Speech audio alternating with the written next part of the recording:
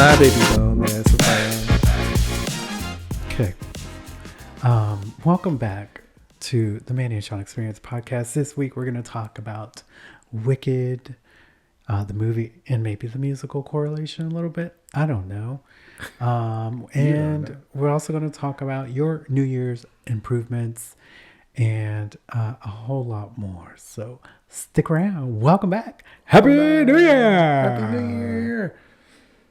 I didn't. What is our new segment called? What's our viewpoint? Calm down. What's your POV? Okay. What's your POV? All right, take the intro. Hey y'all, welcome back to the mannyandshawn Experience, episode 93. We've been gone on holiday break, but we are back in the new year. Happy 2025. We hope you guys had a fantastic holiday season. Whatever you did, didn't do, enjoyed, got, all the things. We are back this year to bring you more laughs, more experiences, more collabs, more interviews, and It's a lot of over-promising there. okay. Look, if you get half the things, be happy about that. If you're watching us, our Christmas tree is still up in the office where we record this. So. I was like, the Christmas tree in the living room? Because that is also also up. It's okay. You didn't have to do that. They can't see our living room. I mean, you brought it up. Anyways. Yes, as Sean said, welcome back to another year of whatever we decide to talk to you about. That's on fair. a weekly basis. Actually, not week to week this year. Every other week. Yeah. But yeah, I hope everybody's doing well. Hope you're taking care of yourself. How is life since signing off in December? Ups and downs. As I'm sure most of you Is that not life? have ups and downs. But for the most part, my holiday was great. Had a good time. Went to London. Yeah, I think we talked about that. Okay. We did an episode on that. Well, we did. That was fine. We didn't sign off that far late. But you know, getting back into work and routine and the whole thing, because you know that holiday where you have like time off and people are off from work. You mean a day? Well, I'm talking to people in general. But then you get back into the new year and it's like you get back into the routine that you're used to, kind of thing. How about you? Yeah, you know, get into the 2025 mindset of another year, which a lot of people feel it's renewing. Yeah. They're getting renewed. New me, new year. New me, new year, phone, new who me. it is, something like that. Yeah, I'm fine. You know, I'm in that 2025 discovery phase of what does 2025, what is it going to mean for me That's fair. professionally Oh, same. and everything, all the above. So Yeah. we get some time, right, to figure that out before. I mean, you get a little time to figure it out. What's the latest? January 31st? I feel like until the end of February, I think is good. Like It's you not gotta a full give month, you your know. time, You only get 28 days in February. right? You got to give yourself grace in Yes. time.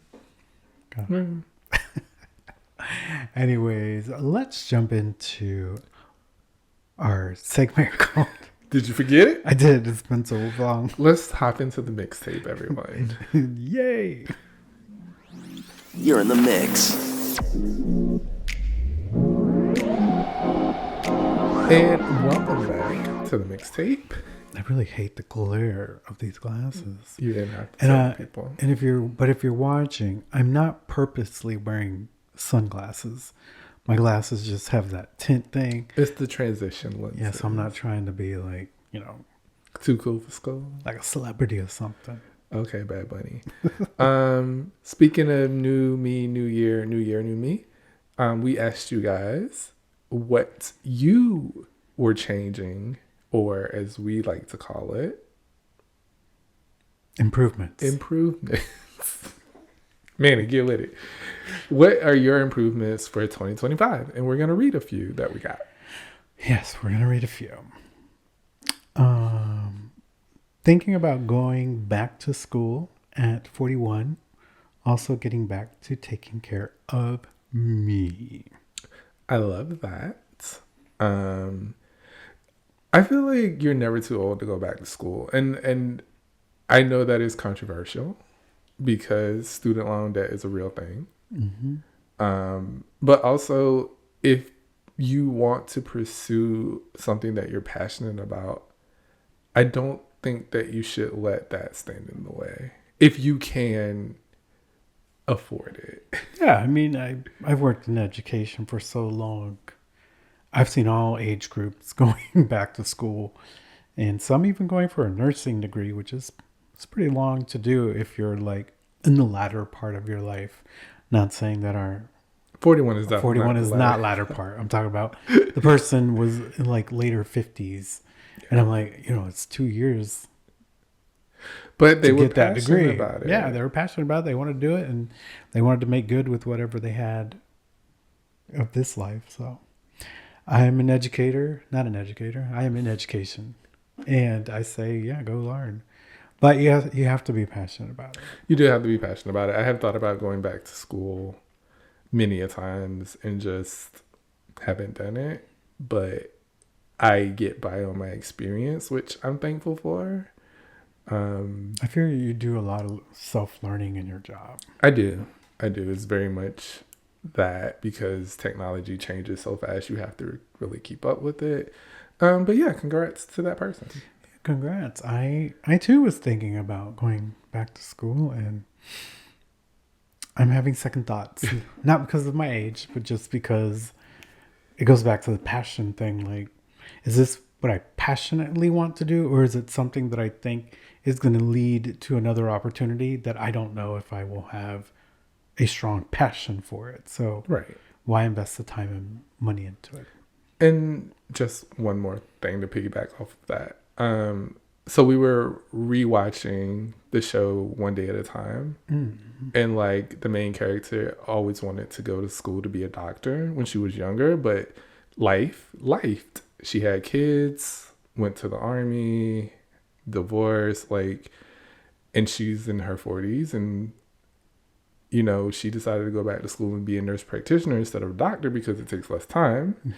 Mm-hmm. But yeah, that just life happens sometimes and it gets in the way of you pursuing what you actually want to do. So I commend you for going back to school. Definitely. And taking care of yourself always. Obviously.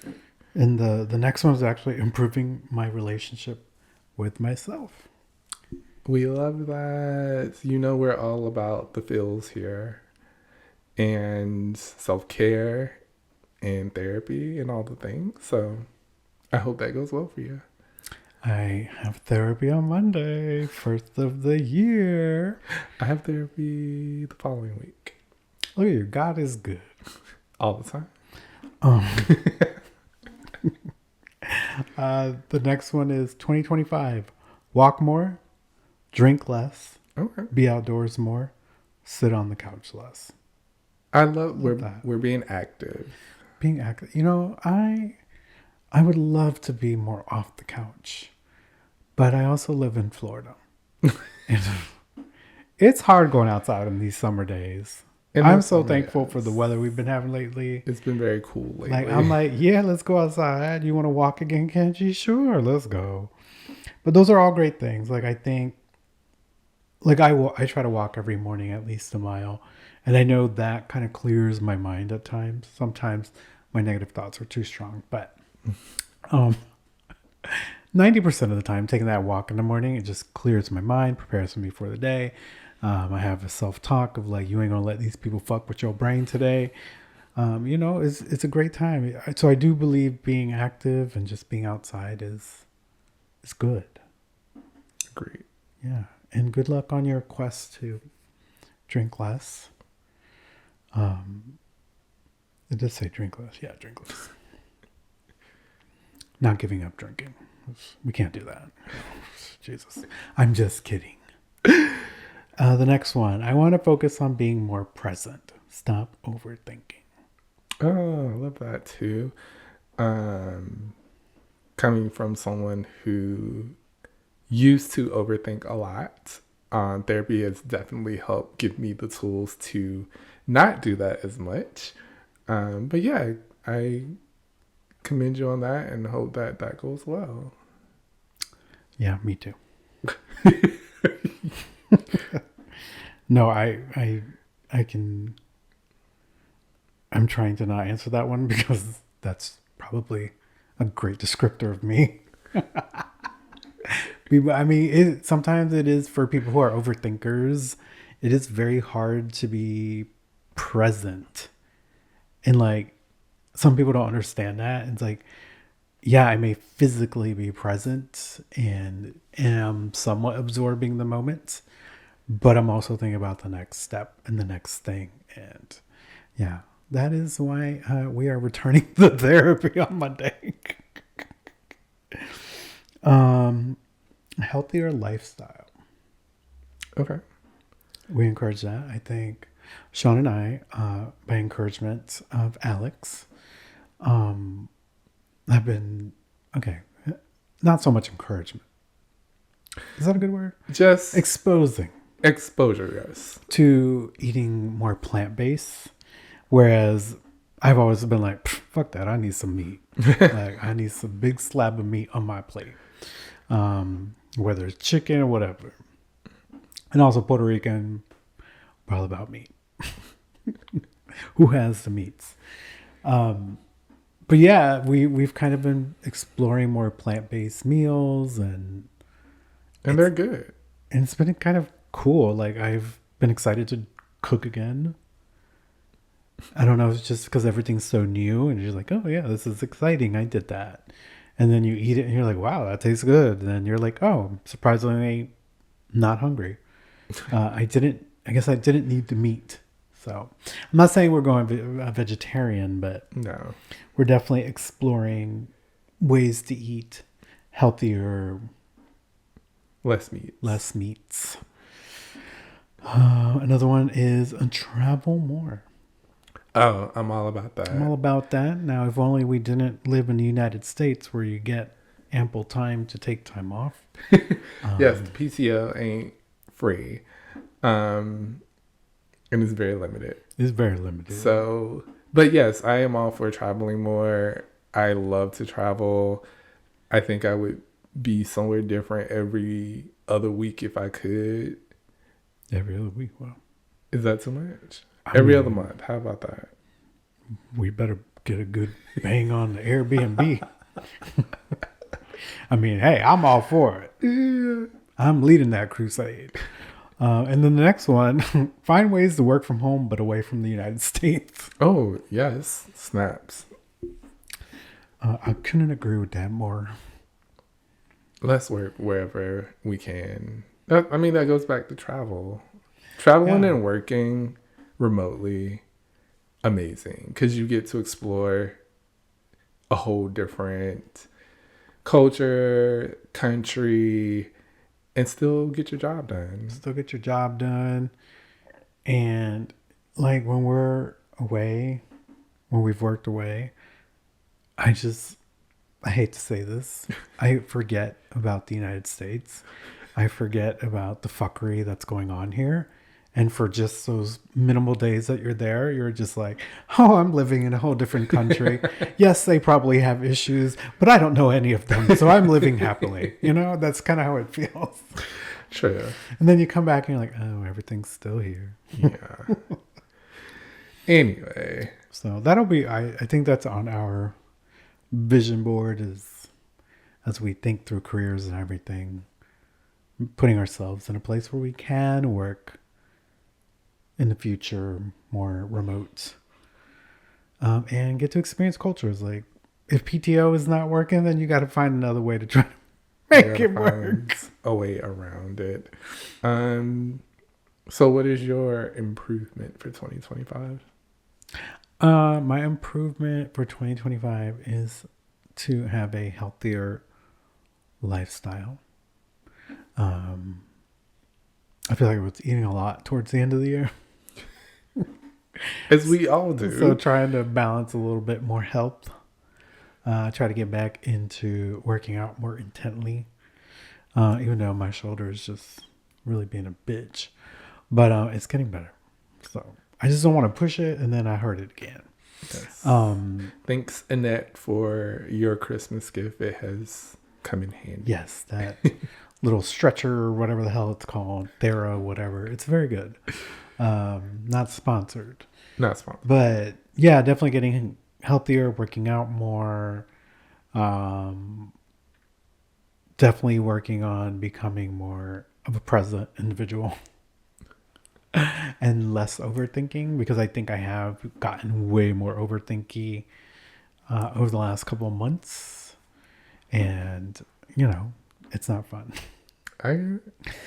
So those are it's essentially health, better me from a mental standpoint and physically, and I don't know what my career is going to bring in 2025.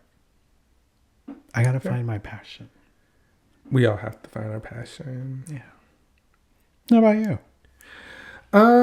For me, I think this year is the year that I'm actually going to do what I started working on in therapy, which is to strengthen connections with people, family, friends. I'm just trying to be more active in reaching out to people, even when they don't reach out to me.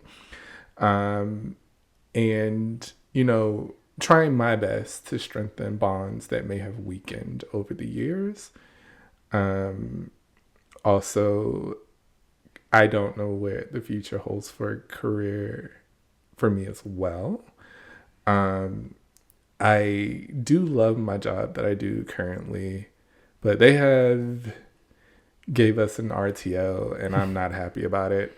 So I don't know if that is the place for me anymore. And I think that's okay.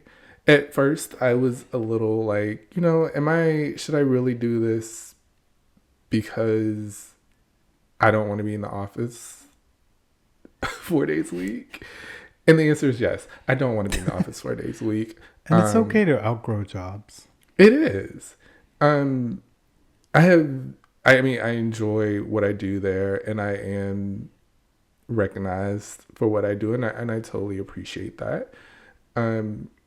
But at the same time, it doesn't quite fit the lifestyle that I want for myself. And I think that's okay. Yeah. It's when I talk to students, we talk about like your interests, your skills, and your values. And like you value a proper work-life balance. Right. That does not constitute me coming into work every single day. Right. You value being able to be appreciated, but being able to be entrusted that I can do my job at home as I did throughout COVID. Right. And so that is something that I am, thinking about. Workshopping. And lastly, I think what I am going to try to do is be more intentional with myself and being who I am, being more forward with emotions and, not, just getting back to Shawn. And that includes self-care, self-help, and, that whole thing. Yeah. It's great. Yeah.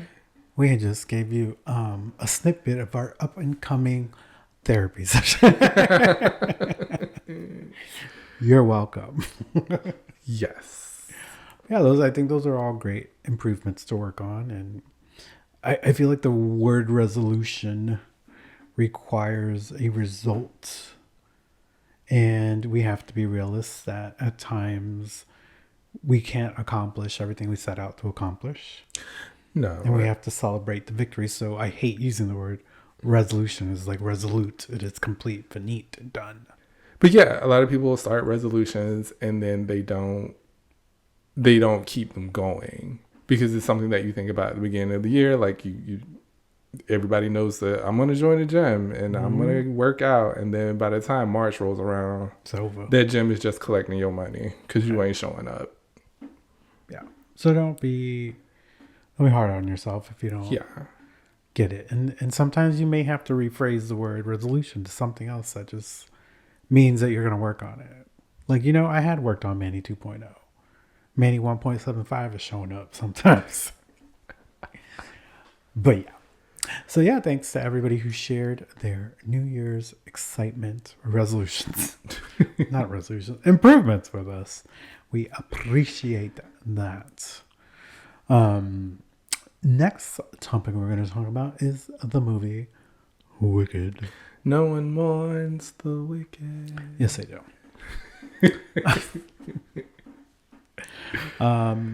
If you haven't seen it by this point, I don't know. What are you doing with your life? It's on streaming. It's been streaming since the 31st of December is the 11th when we're recording. By the time this comes out, it's the 15th. What are you doing with your life? Yeah. Wicked, if you don't know, was originally a book and then a musical and now a movie adaptation. And it could, quite frankly, be one of the best movies I've ever seen in my life. Wow. Besides the Beyonce Bowl. It's not a movie. It's not a movie. Yeah, so we saw the stage play in London. And this was before we saw the movie. And I thoroughly enjoyed it because I had never seen it. I knew like the synopsis was this is the origin story of the Wicked Witch of the West, but I didn't know much beyond that and beyond the song Popular because it was just in the ether. Pop culture. Yeah. And I had listened to the musical many of times because I am just, I grew up with a band background. So musicals have always been something I want to listen to. It's kind of like Hamilton. I listened to Hamilton before I even saw it. Right. I listened to Hamilton before it became popular. But yeah, I had always listened to the music, but I had never really knew what was going on in the show. I'm like, wait, is somebody in love with somebody else? And what the fuck happened there? So it was good to watch the stage show. Yeah. To have context to go into the movie, though you don't really need the context to go into the movie. No, you don't. I think the movie expands on things that you don't see on the stage show. Yes. That is one thing that I really loved about the movie because there are moments in the stage show that are expanded on and zoomed in and analyzed, and it gets deeper into it that I really appreciated. And it made for a more emotional experience. Yeah, I mean, you feel more things. Whereas in a stage show, and you're sitting up higher, you don't see maybe the facial expressions that may create some kind of emotion in you. So there is some greatness there that a movie affords you that you don't get on the stage show. Exactly. And I don't know how we're going to talk about this movie.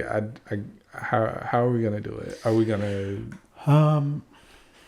So I mean, we can talk about how great it was and how great Ariana and Cynthia were in it.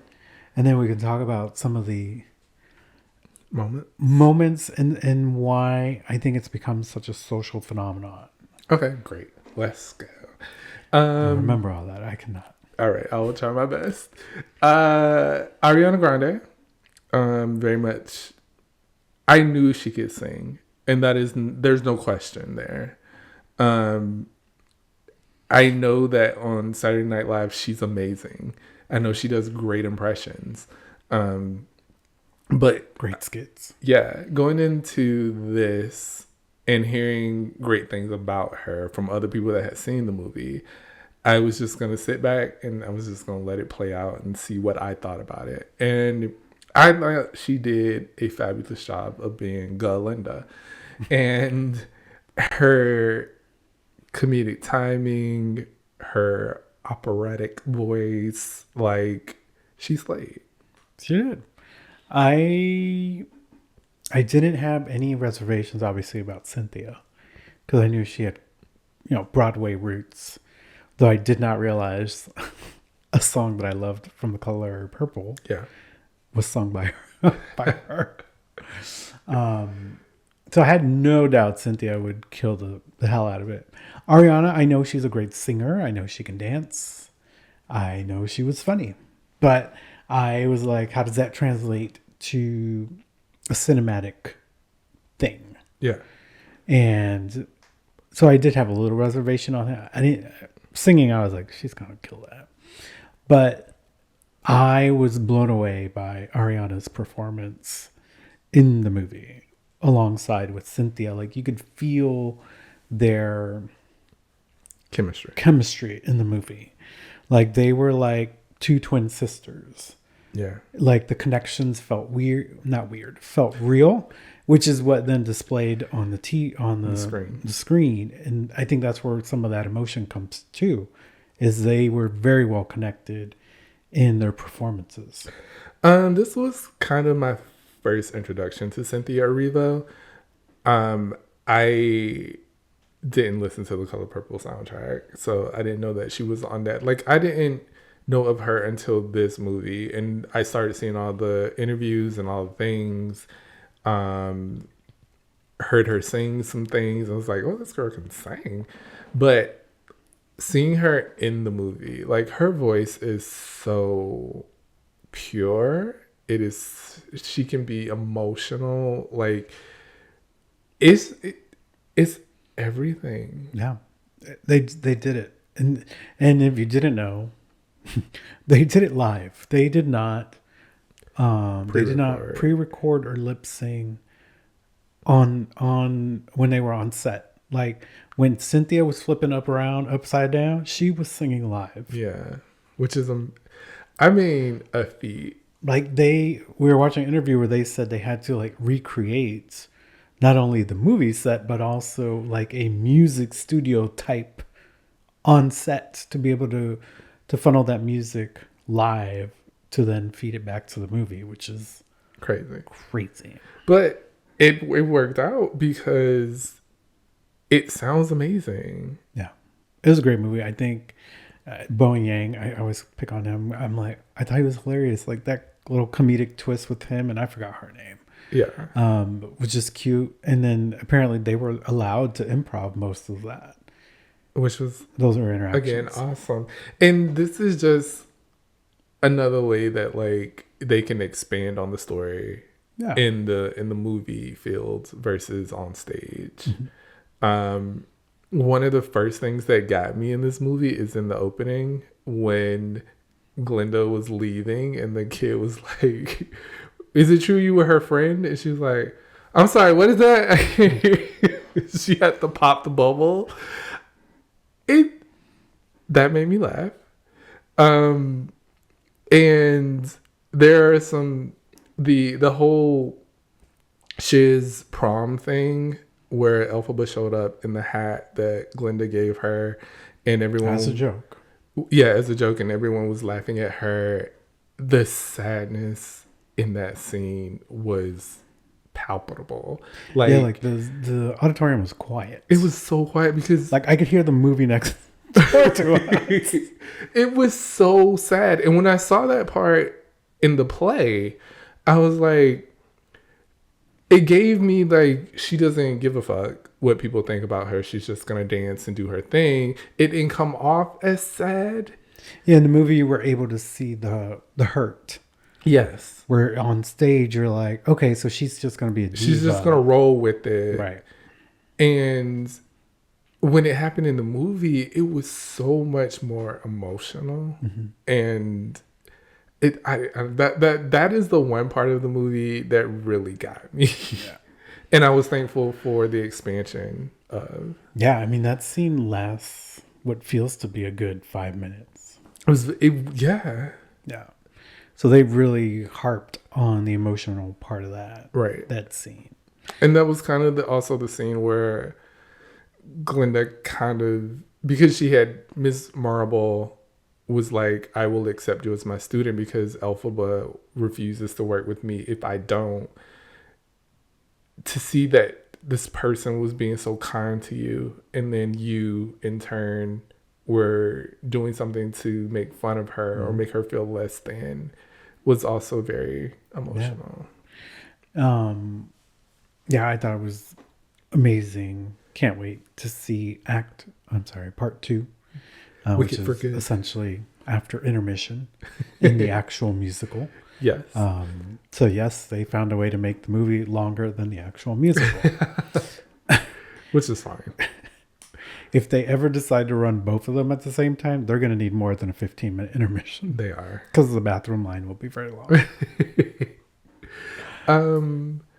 But yeah, touching on the third thing you wanted to bring up is, unless we're finished talking about moments.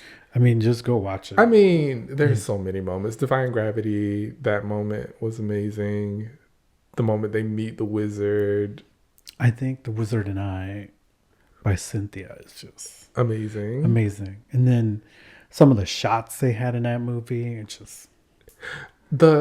Another thing that the movie expanded upon was the professor. In the stage play, it's a guy dressed up like a goat, but in the movies, an actual goat that's talking, and that also made that scene very much more emotional when he flipped over the board and animals should be seen and not heard. That was gut wrenching.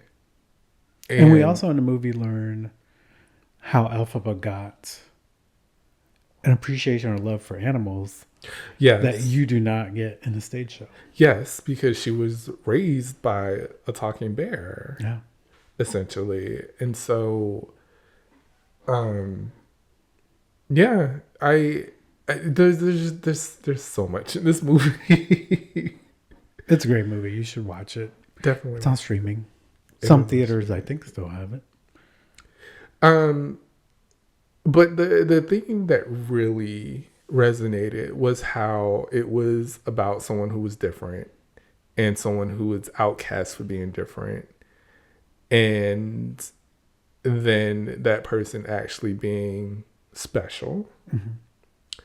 And that person coming to terms with being different. Even though, she wanted to be degreenified. And she found out that, the wizard is just a man. He can't do that. He can't do anything. As a matter of fact, he's the reason why these animals are not talking no more. Right. So you've been the main one I've been trying to catch. And realizing that the power is within herself. Not only does she have power, but like the inner beauty that she has. She has been, throughout the whole movie, she was the good one. Yeah, I mean, and that's the funny part of Wicked or the story itself. We've always thought she was the wicked. She was the Wicked Witch. Yeah. And in reality, she was very wronged throughout her life. Yeah.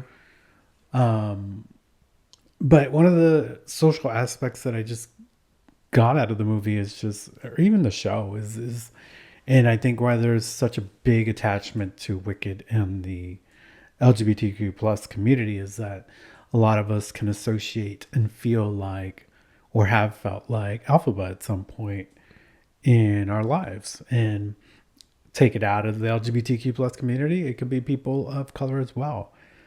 And the story itself, like getting rid of the animals that talk, is a parallel for what happens or is happening currently in our society, where we gotta get rid of these immigrants. We talk so much about how evil a group is. So in this case, Elphaba, we say, the Mexicans are coming in and they're killing people and taking jobs.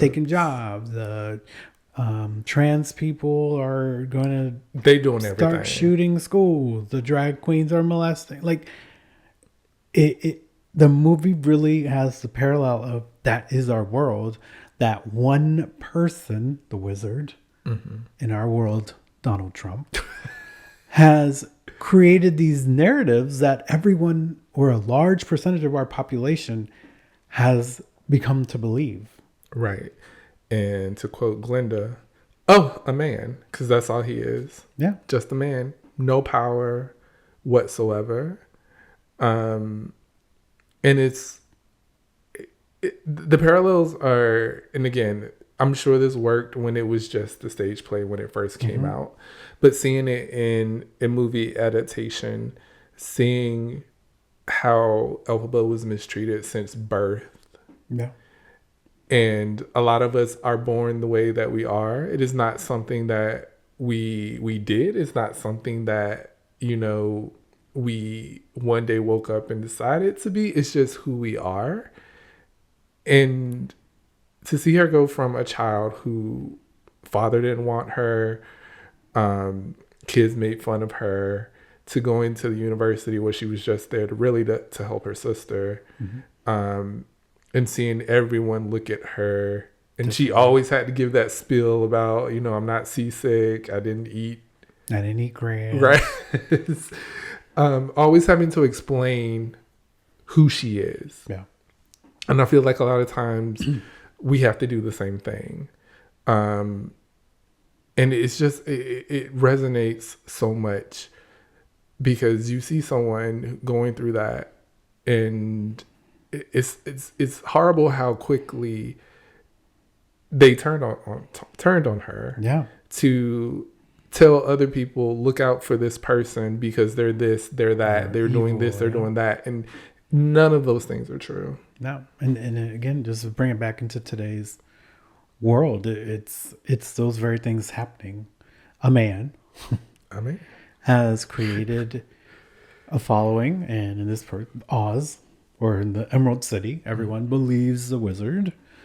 And that's where we're at now in society, where we are just bashing down different communities based on rhetoric and the belief that these are the troubles. They are the troubles of our country, not them.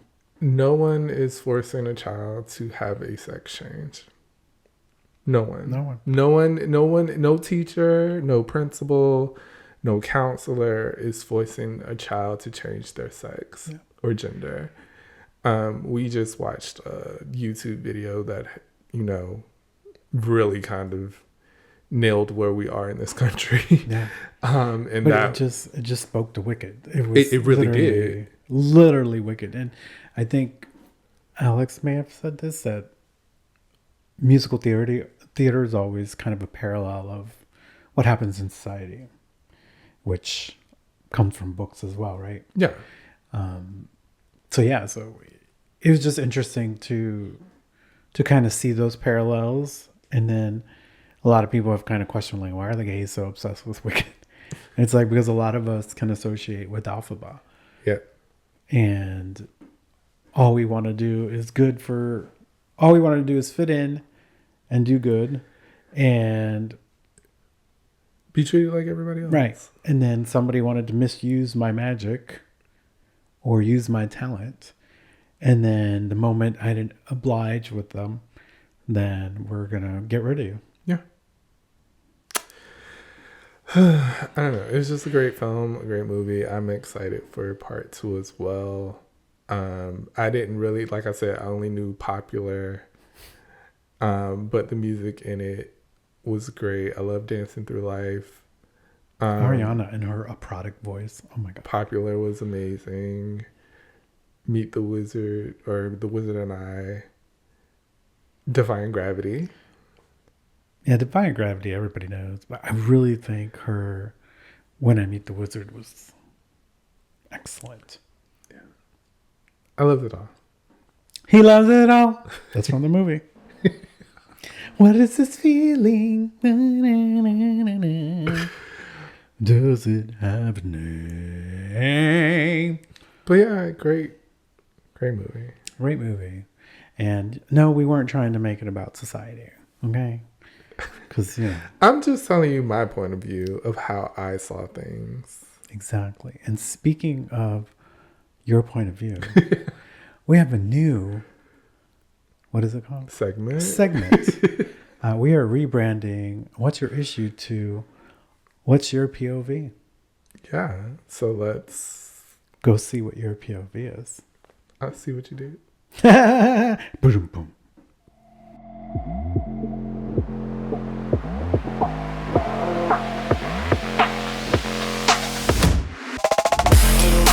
Oh, we're back to What's Your POV? It's going to take me a minute to remember that. Speaking of POV, I know you guys are like, we can't see you. And you can't because we're not recording this on video because We realized that. forgot to start the camera. And we were already 20 minutes in. So you're getting audio only this week.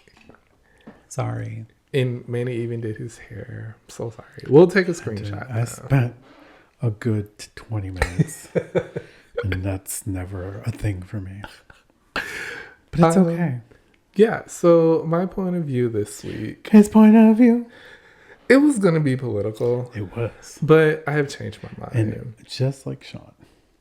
What? You always change your mind on the podcast. Go ahead. It is. But I just spent like an hour being angry at political things, and I don't feel like doing that anymore. It would have been a great segment for our wait a minute pause Oh, podcast. definitely, because we had a lot to say. But I want to talk about the Beyonce Bowl. Is that because I said the Beyonce Bowl? No, actually, I was going to Okay. talk about it anyway. I was going to have two. What's your POVs? So, if you didn't know, on Christmas Day, Beyonce performed at the Houston, Texas game. It was live on Netflix, and it was amazing. And if you didn't see it, it is still on Netflix as a special. She performed all songs off of Cowboy Carter, minus one, which was My My House. But overall, She did have a mix with like some Renaissance. She did. She didn't perform She didn't do them. the song. It was just mixed. Overall, this gave Beachella Part 2, which On a big scale. on a big scale. And if you don't know what Beachella is, That's also on Netflix. that is her Coachella performance. It's called Homecoming. Go watch it if you have not seen that as well. Change your life. I loved everything about it. From her riding in on the horse doing 16 carriages, to doing Blackbird with all the girls there. The imagery, the costuming, the theming. You know Beyonce at this point, and she delivered. And most people have wondered what Cowboy Carter would look like as a stadium tour or a tour in general. And I thought this was a great preview to what that tour could be. It definitely, I was like, okay, cool. Yeah, we can do that. We can do it. I'm like, because it's like, yeah, this is a country album. It's a little slower pace, but I want to go to Beyonce's show to be Beyonce, you know? Right. But I was like, okay, you did that with Cowboy Carter on a field. She did it. And if she brings that whole fucking band on tour, I would just skip my life.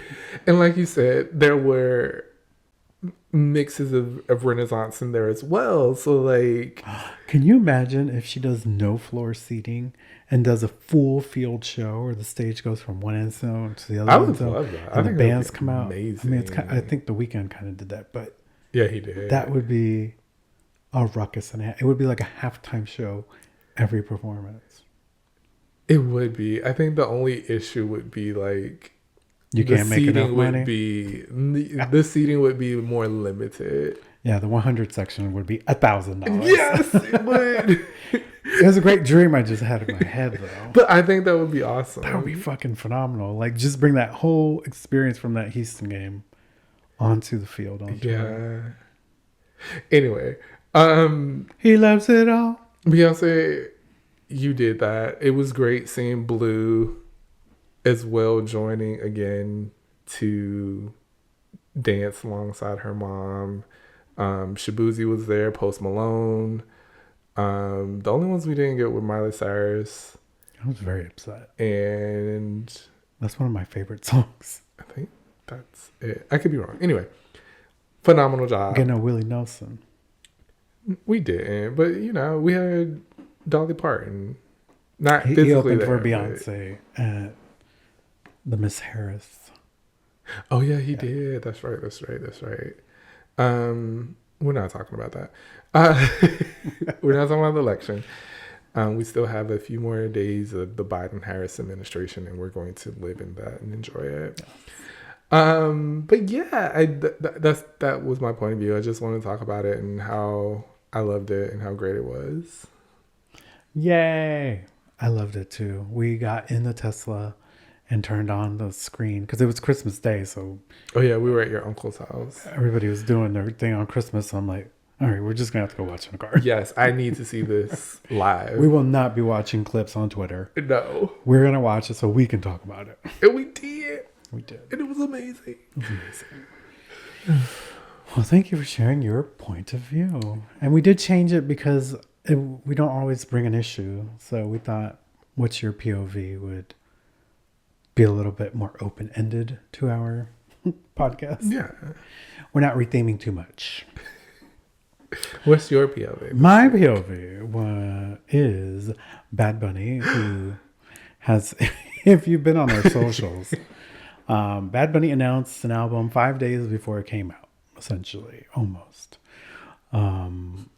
It's called DeBÍ TiRAR MáS FOToS. Which translates to, I should have taken more photos. Correct.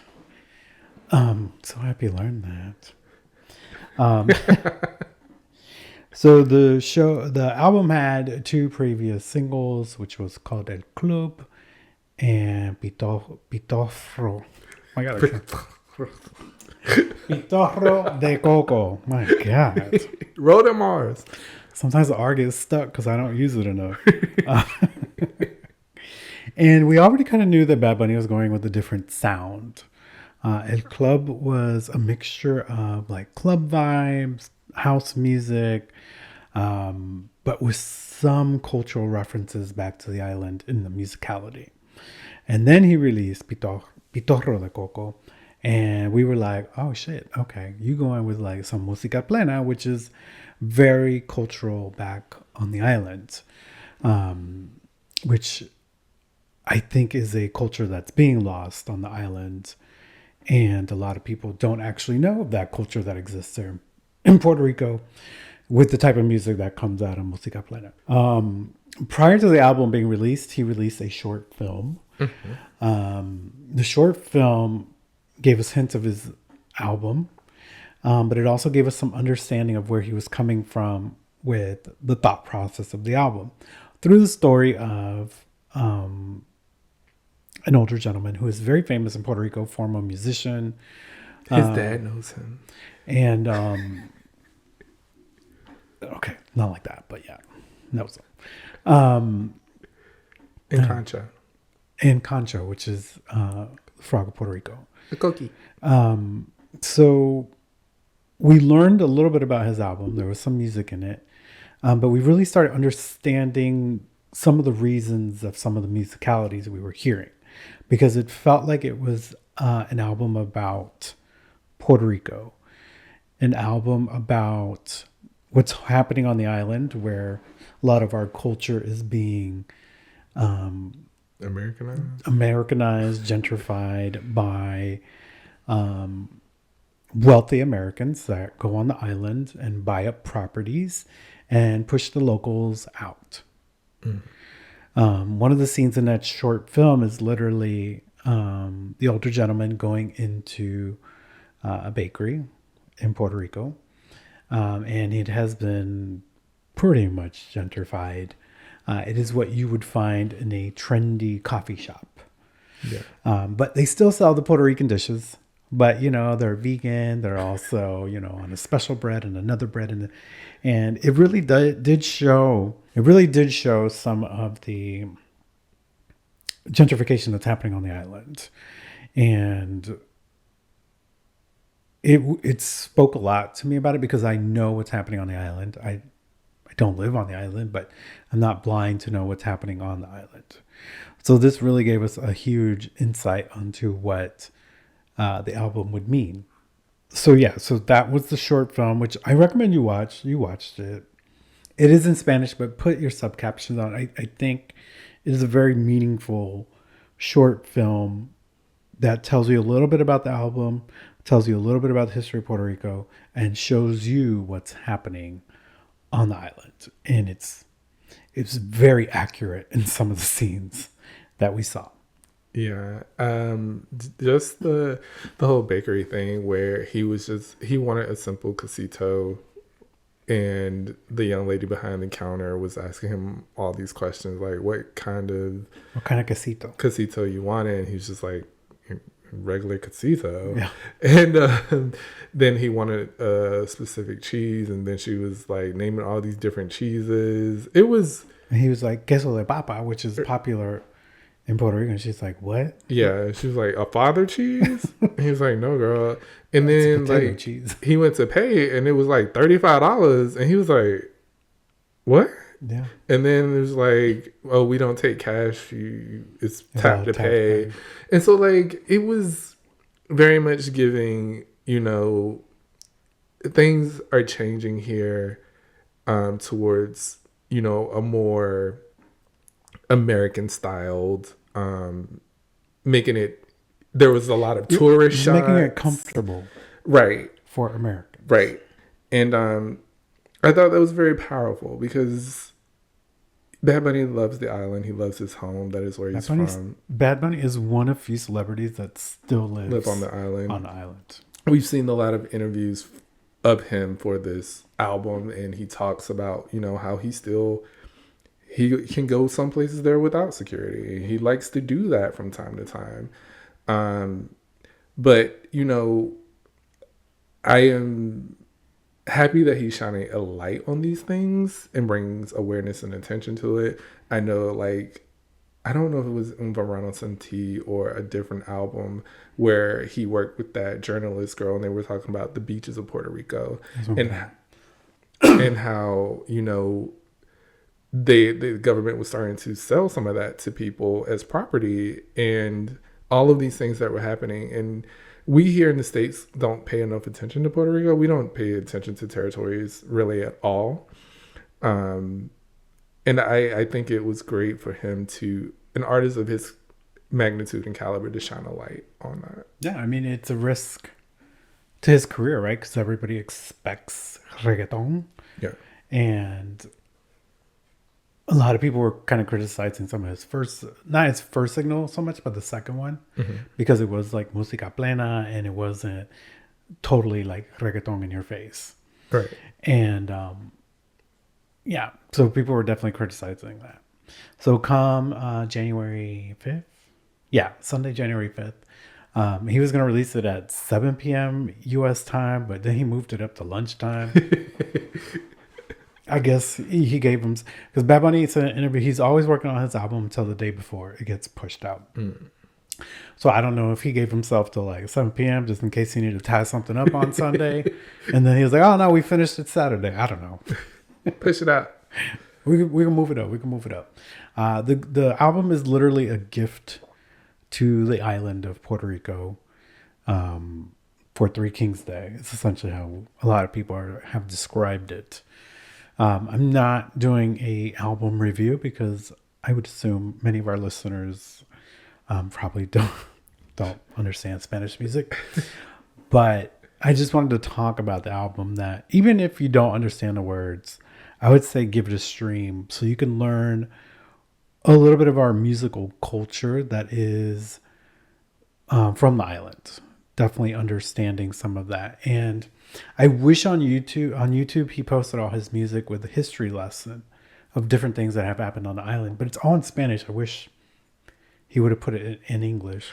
That may come down the line. Yeah, because like I think it's important not only for us as Puerto Ricans to learn about the culture that we might not fully be aware of. Right. I think it's also important for the outside world to understand the struggles of the island and some of the things that they've gone through. And still keep going through, up until now. I mean, there was a blackout on New Year's Eve. Half of the population of Puerto Rico didn't have electricity on New Year's Eve. And this has been a consistent problem. And to Sean's point, a congresswoman recently stood up and proclaimed why our territories not a focus in our country. There's 14 territories in the United States, and none of them get pretty much any attention from our U.S. government. But instead, we want to buy Canada and Greenland. But I digress. This album, to me, to wrap it up, is probably Bad Bunny's greatest musical achievement. It is I can equate it to like Cowboy Carter, maybe, and maybe even Renaissance. Like, there's history lessons in both of those albums. Mm-hmm. Maybe in different tones, where Renaissance is more LGBTQ plus history. Cowboy Carter is more like African American history. Bad Bunny just wrapped up the Puerto Rican culture musically and put it on an album, and it's an album I can play from top to bottom without pausing a damn song on it. Yeah, I think this is probably my favorite Bad Bunny album. I did love Un Verano Sin Ti. Oh yeah. But again, I don't speak Spanish, so I don't understand half the things Bad Bunny is saying.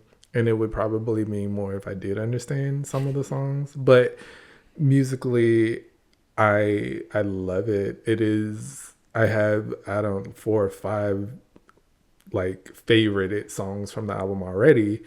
And I've only listened to it 3 times, maybe 3. Yeah. I can't tell you how many I've.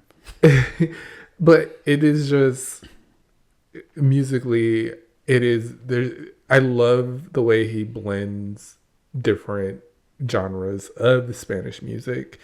You have your typical reggaeton in some songs, but you have some salsa blended with reggaeton, and you have the El Gran Combo type, I don't know what that's called, of music, and it's all about the band. Yeah, it's all blended so well. And even though I may not know lyrically what they're saying, there's still an emotional feeling to it. Yeah, there's definitely so much to be said in that album.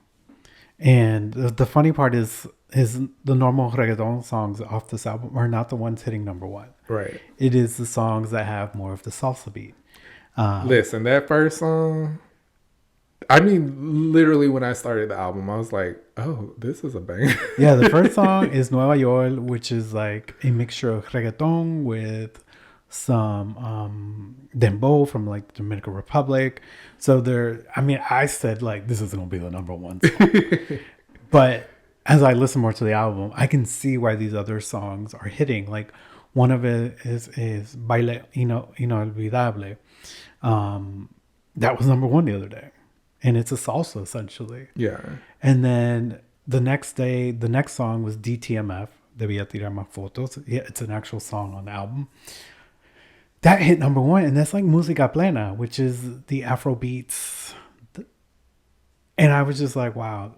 Even him on his social, he was kind of like, wow, he's like, it's hitting. And excuse me. So I think this album is probably his greatest body of work.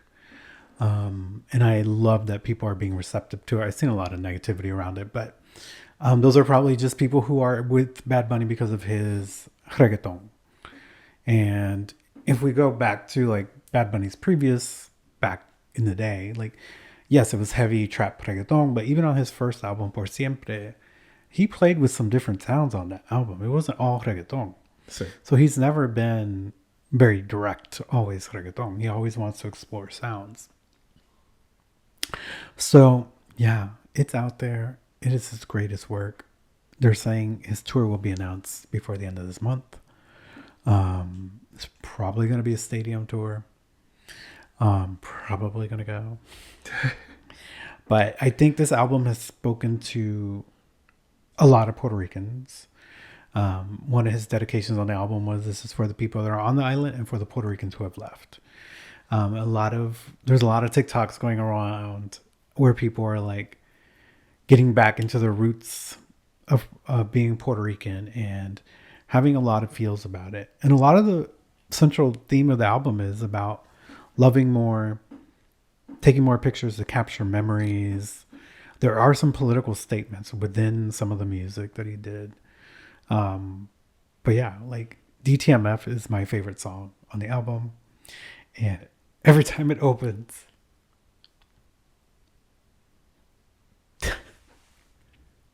every time that song opens, it reminds me that I am a Puerto Rican, even though I live in the US, even though people have tried to bring me down for being Latino, saying that I'm not Puerto Rican because I didn't live on the island long enough, saying that I'm an American now because I live here and that I shouldn't value or honor my roots. DtMF really touches, even though the central theme is really about, he's talking about a lady, but it really touches because it talks about being in family and loving and taking pictures and loving more and acknowledging who you are and where you're from. And, you know, it just hit home. The opening part of the song, it is literally 2 sentences that literally make me very emotional, because he says, another sunset beautiful in San Juan.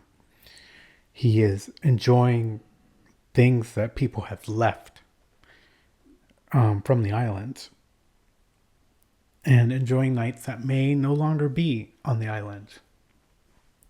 So it's very, I don't know why it's so emotional to me, but I've seen that emotion across TikTok and everybody. This album really touches on the island. And I think a lot of us that no longer live there have some kind of sentiments now. Would our lives be different if we had stayed on the island? Or do we need to speak up more as Puerto Ricans and be acknowledged, and stop letting American culture tell us that, yes, we are Americans by invasion and colonization, making it a territory, but we, at the end of the day, are Puerto Rican, and that's our true roots. It's not, and that's no, you know, I'm privileged to have American citizenship through that, but just acknowledging that we are true Puerto Ricans, and to whoever tells you that you're not, you can tell them to fuck off, because your culture is your culture, and your culture, if you believe it, it's your culture. And yeah, that's not where I thought this was going to go today. It's good the video's not recording. You didn't get to see Manny cry. But yeah, it's a very emotional album, especially when you dig down into the lyrics of it. And he has said it himself, Bad Bunny, there's a lot of themes throughout the songs that are beyond what you're hearing the theme of the song is. Right. There's double. Yeah, like there's a song about, it's called Boquete on the album, which is essentially a hole and potholes. And Puerto Rico's known for notorious potholes that just cannot get fixed on the island. It's like Mario Kart driving to avoid the holes. But he's talking about a girl that has broken his heart and has left his hole broken. But he said that song has more meaning beyond that. It talks to the inadequacies on the island that they just can't fucking pave the roads so people can drive on the fucking roads. So it's his best work. And I think if you're a true Bad Bunny fan and you don't think that, you have to really step back and look at it beyond just, oh, I didn't get 17 songs of reggaeton. Right. You got 17 songs of a fucking life lesson, history lesson, bringing you back to your roots. And, you know, you may not understand that if you're not Puerto Rican. And I've seen Puerto Ricans saying they don't understand it either. But whatever. Let's wrap this shit up. Yes. Thank you guys for joining us for the first episode of the new year. We hope that you learned some things today. We hope you felt some things today, and we hope maybe you laughed once or twice today. Surely you laughed. Yeah, thank you for joining us. You can find us on Instagram And Blue Sky. and Blue Sky using MASXP23. You can also find us on YouTube as well using the same thing. And save us. Follow us on your favorite streaming platform. If it's Spotify, Apple, iHeartRadio, whatever it is, follow us there. You'll get the notifications when the episode comes out, because I know our schedule is a little off now because it's every other week. So at least you'll get that little ding bell when we come out. Right. And it also helps our show grow because they show interest. Exactly. But that is going to wrap it up for us this week. Hope you have a great week whenever you're listening to this. My birthday's tomorrow. Manny's birthday is tomorrow because you'll be listening to this On the the 15th. 15th. I'm going to be 41, y'all. So let's all wish Manny a happy birthday on the social media site. Happy birthday to you. Cha, cha. Happy birthday to you. Cha, cha, cha. I'm going to listen to the salsa version of Happy Birthday because I'm fucking Puerto Rican. Yes. And as we say here, do something good for yourself. And then do something good for somebody else. Thank y'all. See you later. You want to take it out with some Wicked? No one more is looking. That's my song. All right, I'll talk to you next time. And I'm looking at the camera like we're recording. But we're not. Bye.